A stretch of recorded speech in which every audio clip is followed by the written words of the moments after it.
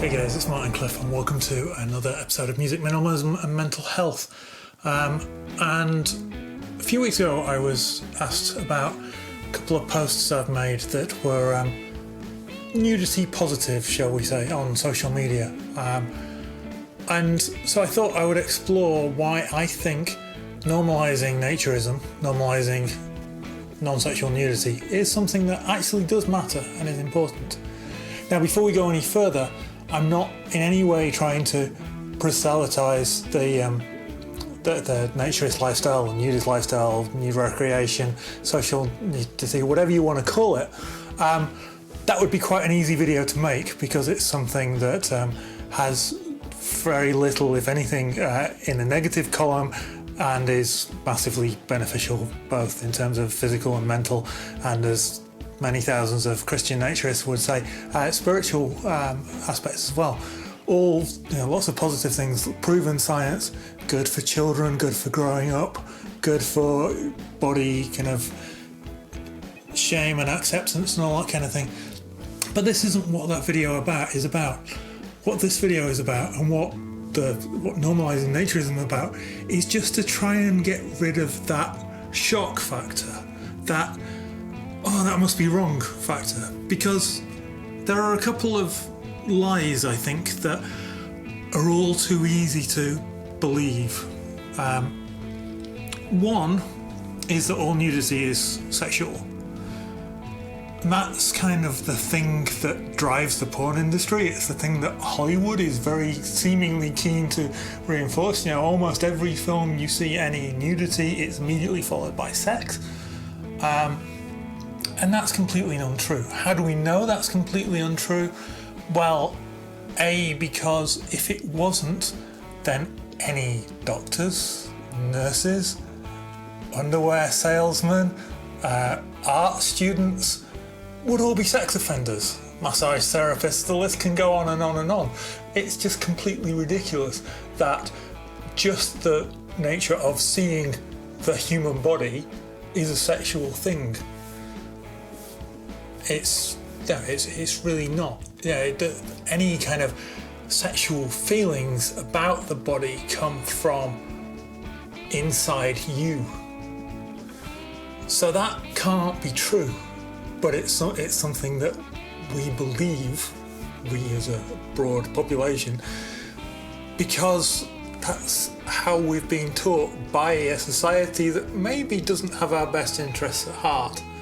Or maybe is just so wrapped up in historical prudishness. We might call it modesty culture, but modesty culture is false modesty and actually not beneficial in any way, shape or form.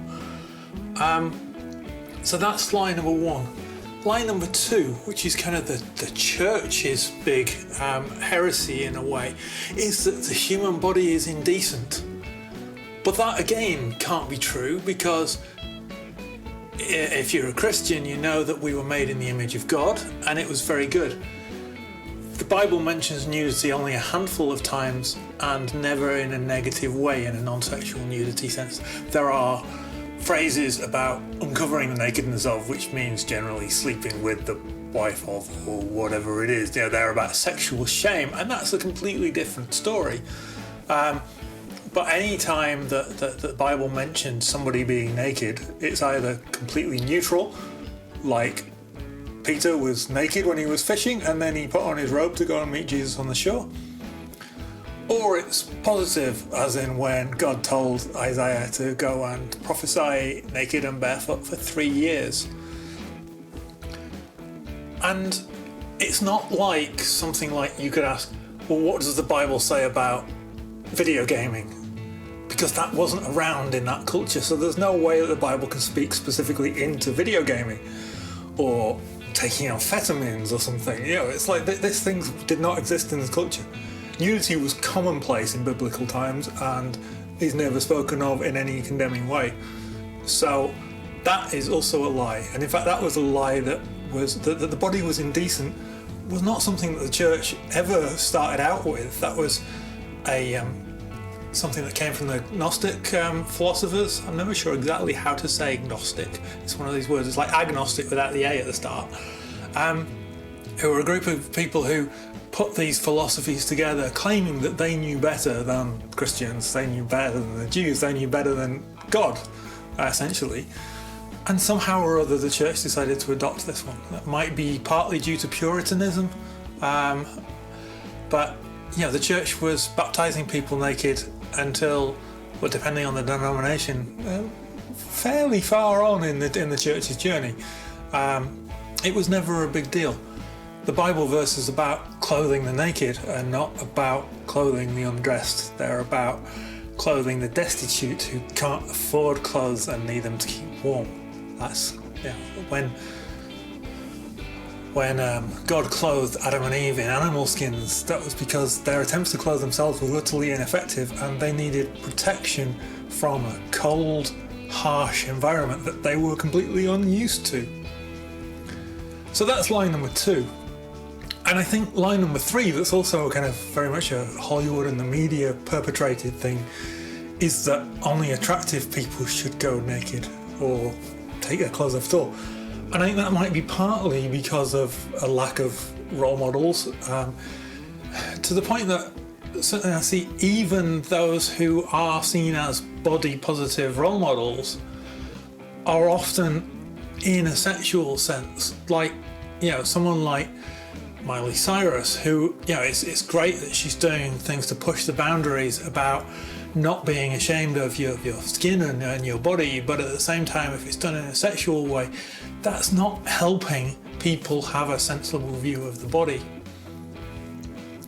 So how then can we kind of overcome that? And I think the first thing is just not to make a big deal about it. If someone chooses to go naked in a place that's kind of natural and legal and is not doing it deliberately to offend or upset, then let them be, because in most places, certainly in Europe and quite a lot of states in the US, it is perfectly legal.